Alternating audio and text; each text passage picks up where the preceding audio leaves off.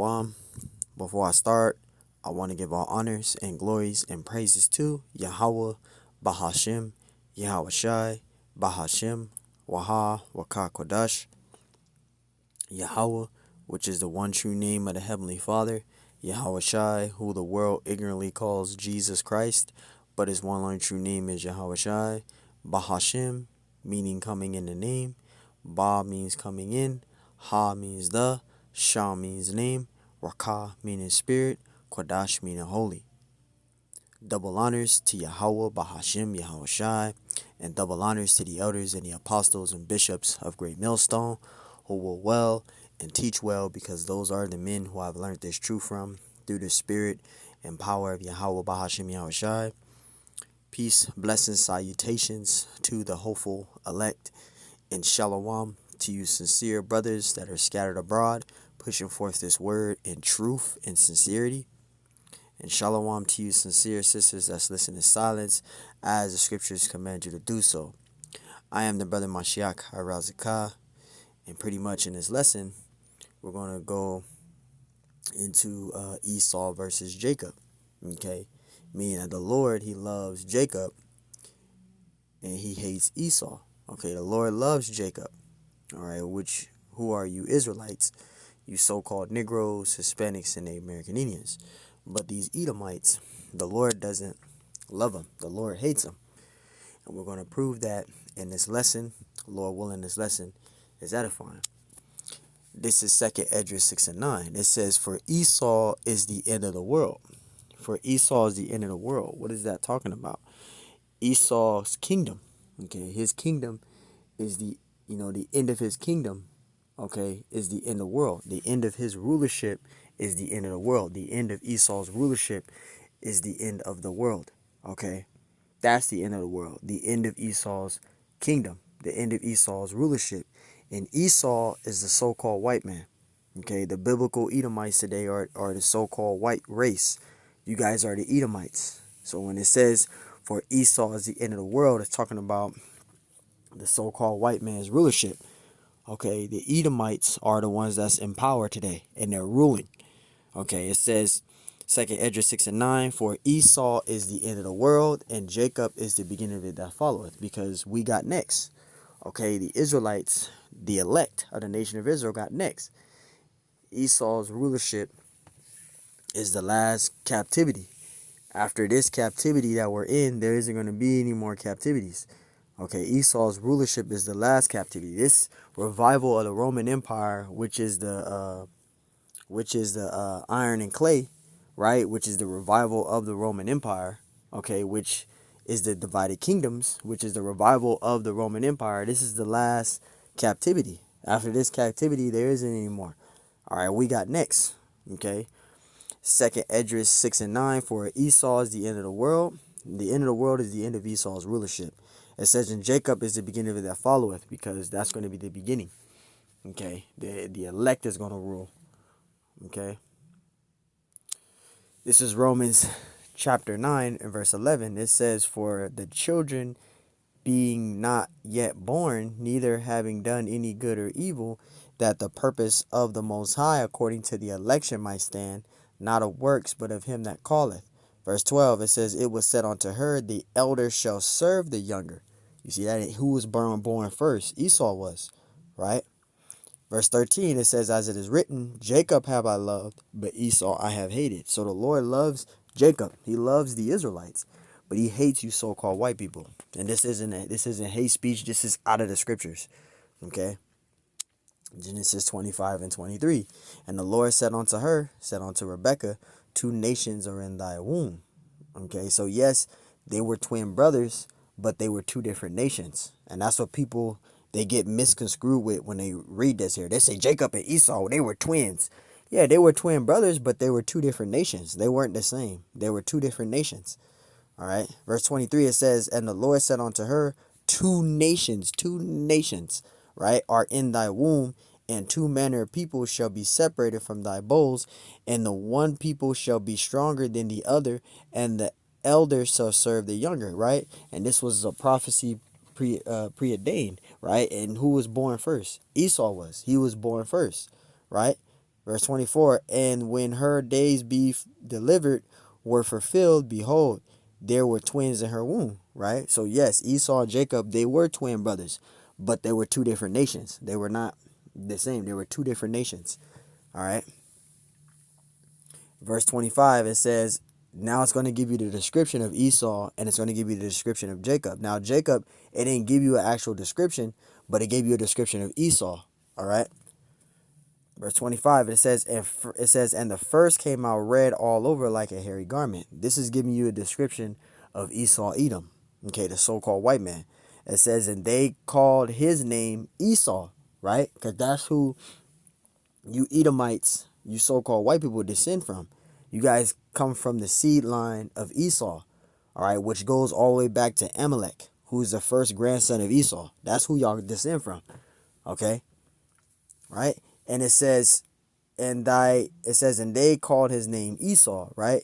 Verse 26, and after that came his brother out, right? And his hand took hold of Esau's heel, and his name was called Jacob. And Isaac was 80 years old when she bare them. He was 60 years old when they were born. That's what that 80 is he was 60 years old when Esau and Jacob were born. Okay, now notice in verse 26, it didn't give you the description of Jacob because Jacob was a melanated man. He was a melanated Israelite, a melanated Jake. He had melanin.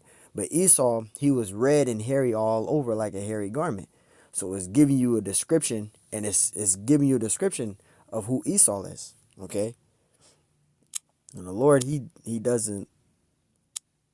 hates Esau. He ain't dealing with Esau.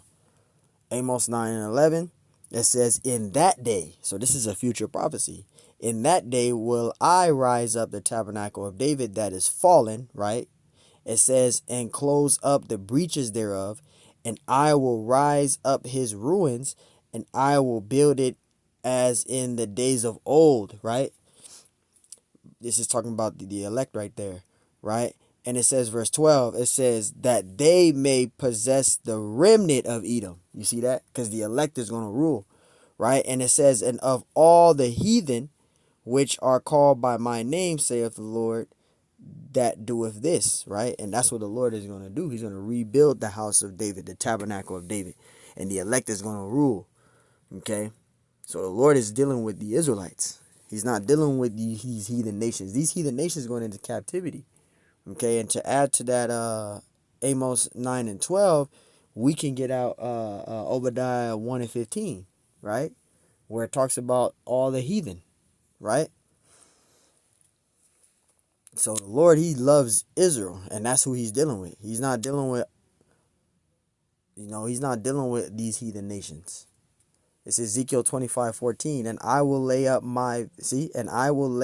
my vengeance upon Edom, right? And the hand of my people Israel, right? And they shall do in Edom according to mine anger and according to my fury, right?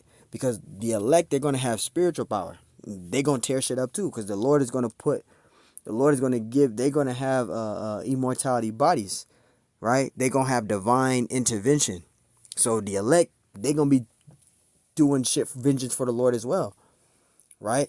That's why it says, and they shall do in Edom according to mine anger and according to my fury, right? Because the elect, they're going to have spiritual power. They're going to go from corruptible to incorruptible. They're going to go from mortal to immortal, right? It says, and they shall know my vengeance, saith the Lord. And this is what the Lord is going to do. That's why he say the Lord is dealing with the Israelites. We have a reparations coming, which is going to be immortality. We're going to go from corruptible to incorruptible. We're going to go from mortal to immortal, right? And that's what's going to happen for the elect.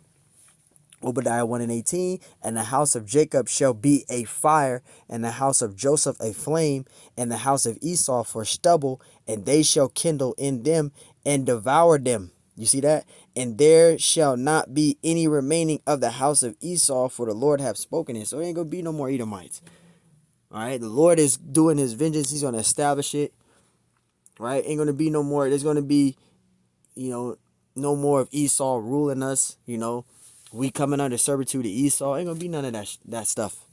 All right, the Lord is setting this all up. That's the future prophecy there. Ezekiel 35:5, because thou hast had a perpetual hatred.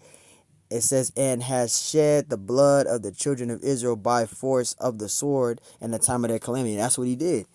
That's how Esau took peace from the earth, with his sword, which was his blessing. The Lord gave him that blessing. When you go into Genesis, the 27th chapter, you read verse 39 on down to 41, right? Esau, he was blessed with the fatness of the earth, right? He was blessed with a sword, and he inherited the fatness of the earth. Okay, Esau's ruling right now. But the Lord is going to do a recompense, okay, upon Esau and upon his kingdom. It says, in the time that their iniquity had an end. You see that? So the Lord, he's going to do a recompense upon Esau and his kingdom. Okay? This is Malachi 1 and 2. I have loved you, saith the Lord, yet ye say, wherein hast thou loved us? Was not Esau's Jacob's brother? So yeah, Esau was Jacob's brother. They were twin brothers, but they were two different nations. They were two different nations. Okay? It says, was not Esau Jacob's brother, saith the Lord, yet I love Jacob. So the Lord, he loves Jacob. The Lord loves Jacob, but he hates Esau. Let's get another, I'll get a bonus scripture out. This is Malachi, where we, Malachi 1, 2, Malachi 1, and we'll read from, I'll say 1 to 4. This is Malachi 1 and 1. It says, the burden of the word of the Lord to Israel by Malachi. Verse 2, I have loved you, saith the Lord, yet ye say, wherein hast thou loved us? Was not Esau's Jacob's brother, right? Saith the Lord, yet I love Jacob, which we just read. It says, and I hated Esau, and laid his mountains and his heritage waste for the dragons of the wilderness. Verse 4, whereas Edom saith, we are impoverished, but we will return and build the desolate places. Thus saith the Lord of hosts, they will build, but I will, it says, but I will throw down, and they shall call them the borders of wickedness, and the people against whom the Lord have indignation forever. And you see that? The Lord hates these Edomites. The Lord is not dealing with them. The Lord is only dealing with the Israelites. He's not dealing with these Edomites. He's dealing with the Israelites, the so-called Negroes, Hispanics, and Native Americans, all right, which consists of the 12 tribes of the nation of Israel. Lord is not dealing with these Edomites. He hates them. He loves the Israelites, okay? So, Lord, willing, this lesson is edifying. I want to give all honors and glories and praises to Yahweh, Bahashim, Yahweh Shai, Bahashim, Yahweh Kakodash. And Lord willing, this lesson was edifying. And on to the next one. Till next time, Shalom.